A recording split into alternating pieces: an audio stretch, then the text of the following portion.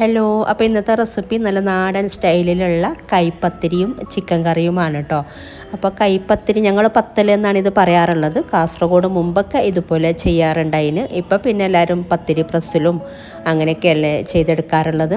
അപ്പോൾ പത്തിരി ഞാൻ ഒരുപാട് കാസർഗോഡ് സ്റ്റൈലിലുള്ള റെസിപ്പിയൊക്കെ ഞാൻ ഡീറ്റെയിൽ ആയിട്ട് തന്നെ ചെയ്തിട്ടുണ്ടായിന് ഈ അടുത്ത്.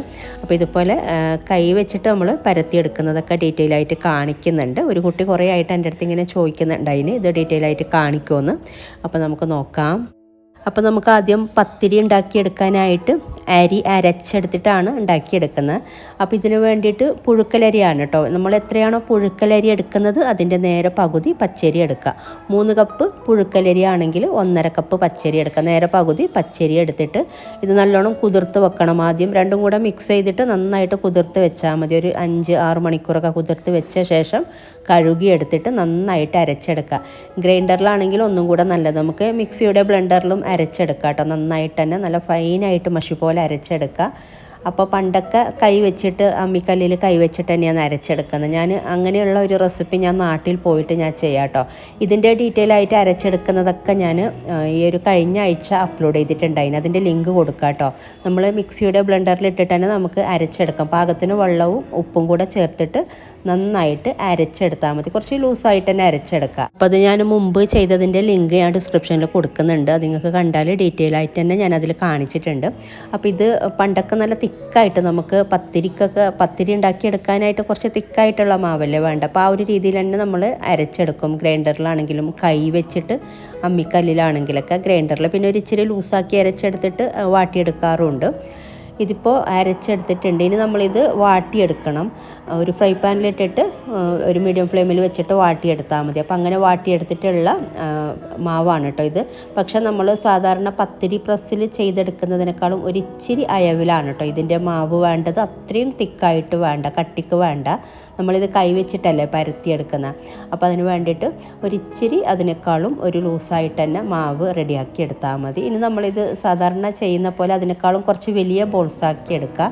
എപ്പോഴും നമ്മൾ പത്തിരി പ്രസ്സിൽ ചെയ്യുന്നതിനേക്കാളും ഒരിച്ചിരി വലുപ്പത്തിൽ ഇതിൻ്റെ ബോൾസാക്കി എടുക്കുക കേട്ടോ. നമ്മൾ കൈവച്ച് പരത്തിയെടുക്കുമ്പോൾ വേറൊരു രീതിയാണ്. അത്രയും നമുക്ക് തിന്നായിട്ട് അങ്ങനെയല്ല. അപ്പോൾ കുറച്ചും കൂടെ വലിയ ഈ ഒരു രീതിയിൽ ഒരു സൈസിൽ മാവ് റെഡിയാക്കി എടുത്തിട്ട് ഇനി നമുക്കിത് പരത്തിയെടുക്കാം. അപ്പോൾ ഇത് പരത്തിയെടുക്കാനായിട്ട് നമുക്ക് ബട്ടപ്പല എന്ന് പറഞ്ഞിട്ട് വാങ്ങിക്കാൻ കിട്ടുമായിരുന്നു മുമ്പൊക്കെ. ഇപ്പോഴും കിട്ടുമായിരിക്കും. ചപ്പാത്തി പലക പോലെ കുറച്ച് ഹൈറ്റുള്ളത്, കാല് കുറച്ച് ലെങ്ത്ത് ഉള്ളതാണ് കേട്ടോ അത്. അപ്പോൾ നമുക്കൊന്നും കൂടെ നല്ല സുഖമാണ് പരത്തിയെടുക്കാനായിട്ട്. നാട്ടിലുണ്ട്, തറവാട്ടിലുണ്ട്. എന്നിട്ട് ഇതുപോലെ ഒരു ക്ലോത്ത് വിരിച്ചിട്ടാണ് നമ്മൾ പരത്തിയെടുക്കുന്നത്. അപ്പോൾ ഇതുപോലെ കോട്ടൺ ക്ലോത്താണ് കേട്ടോ വേണ്ടത്. എന്നിട്ട് ഇതുപോലെ ഇങ്ങനെ റൗണ്ടായിട്ട് തന്നെ കഴിയുന്നതും റൗണ്ടായിട്ട് ഇതുപോലെ ഇങ്ങനെ പരത്തി കൊടുത്താൽ മതി. അപ്പോൾ നമുക്ക് കോട്ടൺ ക്ലോത്ത് ആകുമ്പോൾ നമുക്ക് ഇതിൽ നിന്ന് എടുക്കാനൊക്കെ നന്നായിട്ട് പറ്റുന്നുണ്ട്. ഇതിൻ്റെ വെള്ളത്തിൻ്റെ ഇതൊക്കെ ഇത് വലിച്ചോളും ഈ ഒരു ക്ലോത്ത്. അപ്പോൾ നന്നായിട്ട് തന്നെ മാവൊക്കെ ഒരിച്ചിരി അയവിലുണ്ടെങ്കിലും നമുക്ക് നന്നായിട്ട് ഇതിൽ നിന്ന് എടുക്കാനൊക്കെ പറ്റുന്നുണ്ട്. ഇപ്പോൾ ഈ ഒരു രീതിയിൽ റൗണ്ടായിട്ട്, അതുപോലെ ഒരുപാട് കട്ടിക്കല്ല, ഒരുപാട് തിന്നായിട്ടുള്ള പത്തിരിയും അല്ല കേട്ടോ ഇത്. കഴിയുന്നതും കുറച്ച് തിന്നായിട്ട് തന്നെ പരത്തി കൊടുത്താൽ മതി. അപ്പോൾ നമ്മളിങ്ങനെ പരത്തിയെടുക്കുമ്പോൾ കയ്യിൽ ഒട്ടിപ്പിടിക്കുന്നുണ്ടെങ്കിൽ, നമുക്ക് നന്നായിട്ട് പരത്തിയെടുക്കാൻ പറ്റുന്നില്ല എന്നുണ്ടെങ്കിൽ വിരലൊരിച്ചിരി വെള്ളത്തിൽ സ്പ്രെഡ് ചെയ്ത് കൊടുത്താൽ മതി. ഒരുപാട് വെള്ളത്തോടെ എന്നല്ല, ജസ്റ്റ് ഒന്ന് ടച്ച് ചെയ്ത് കൊടുത്താൽ മതി. അപ്പോൾ നമുക്ക് നന്നായിട്ട് ഇതുപോലെ പരത്തിയെടുക്കാൻ പറ്റുന്നുണ്ട്. ഒരുവിധം റൗണ്ടാക്കി എടുത്തിട്ട് ഇതുപോലെ തിന്നാക്കി, ഒരു വിധത്തിൽ തിന്നാക്കി പരത്തിയെടുത്തിട്ട് പിന്നെ ഇതിൻ്റെ സൈഡൊന്ന് ഫിനിഷിങ് ചെയ്ത് കൊടുക്കാനുണ്ട്. അപ്പോൾ ഈ ഒരു രീതിയിലാണ് കേട്ടോ ഞങ്ങൾ കൈപ്പത്തിരി ഉണ്ടാക്കിയെടുക്കാറുള്ളത്. അപ്പോൾ ഇത് തന്നെയായിരിക്കും ആ കുട്ടി ഉദ്ദേശിച്ചത്, കൈപ്പത്തിരിയും നാടൻ സ്റ്റൈലിലുള്ള ചിക്കൻ കറിയും എന്നാണ് കേട്ടോ കുറേ ആയിട്ട് ഇങ്ങനെ ചോദിക്കുന്നുണ്ടായിരുന്നത്. അപ്പോൾ നന്നായിട്ട് പ്രാക്ടീസ് ഉള്ളവർ ഇതിനേക്കാളും നന്നായിട്ട് പരത്തിയെടുക്കും. ഞാൻ പൊതുവേ ഇതുപോലെ ചെയ്യാറില്ല. എനിക്ക് തോന്നുന്നു കാസർഗോഡ് ഇപ്പോൾ എല്ലാവരും പത്തിരി പ്രസ് തന്നെയാണ്. ഇതുപോലെ ഇപ്പോൾ ആരും ചെയ്യുന്നുണ്ടാവില്ല. മുമ്പൊക്കെ ഈ ഒരു രീതിയിലായിരുന്നു. അപ്പോൾ ഞാനിത് പരത്തിയെടുത്തിട്ടുണ്ട്. ഇനി നമുക്ക് ഇതിൽ നിന്നും ഇതുപോലെ ഇങ്ങനെ എടുക്കാൻ പറ്റും. പെട്ടെന്ന് ഇങ്ങനെ എടുക്കാൻ എളുപ്പത്തിൽ തന്നെ എടുക്കാൻ പറ്റുന്നുണ്ട്. എന്നിട്ട് ചുട്ടെടുത്താൽ മതി. അപ്പോൾ ഇത് ചുട്ടെടുക്കുന്നത് സാധാരണ മൺചട്ടിയില്ല, മൺചട്ടിയുടെ ആ ഒരു മെറ്റീരിയൽ അതിൽ വെച്ചിട്ടാണ്. അങ്ങനെയുള്ള ഓടൊക്കെ നമുക്ക് വാങ്ങിക്കാൻ കിട്ടും തിന്നായിട്ട്. അതിലായിരുന്നു കേട്ടോ. അല്ലെങ്കിൽ മൺചട്ടി ഒന്ന് സൈഡൊക്കെ കട്ട് ചെയ്തിട്ട് അങ്ങനെയായിരുന്നു മുമ്പൊക്കെ പത്തിരി ഉണ്ടാക്കി എടുക്കുന്നുണ്ടായിരുന്നത്.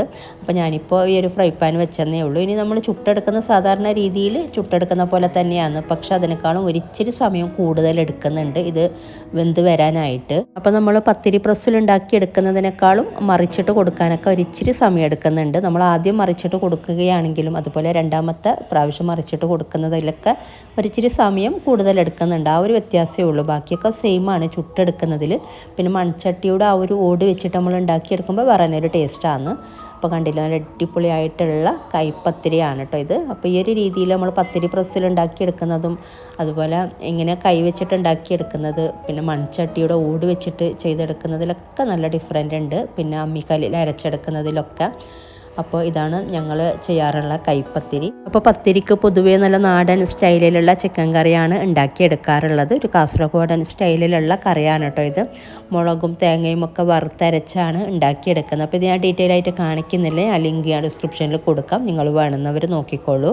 അപ്പോൾ 2 സ്റ്റെപ്പായിട്ടൊക്കെയാണ് കേട്ടോ ഇത് ഉണ്ടാക്കിയെടുക്കുന്നത്. നല്ല കോമ്പിനേഷനാണ് പത്തിരിയും അതുപോലെ ഈ ഒരു ചിക്കൻ കറിയൊക്കെ. അപ്പോൾ ഇതൊക്കെയാണ് ഇന്നത്തെ വീഡിയോയിൽ. അപ്പോൾ ഇന്നത്തെ വീഡിയോ ഇഷ്ടമായാൽ ലൈക്ക് ചെയ്യാനും കമൻറ്റ് ചെയ്യാനും ഷെയർ ചെയ്യാനും ഒന്നും മറക്കരുത് കേട്ടോ. അപ്പോൾ ഇതുപോലെ നല്ല റെസിപ്പിയുമായിട്ട് മറ്റൊരു വീഡിയോയിൽ കാണാം. Thank you.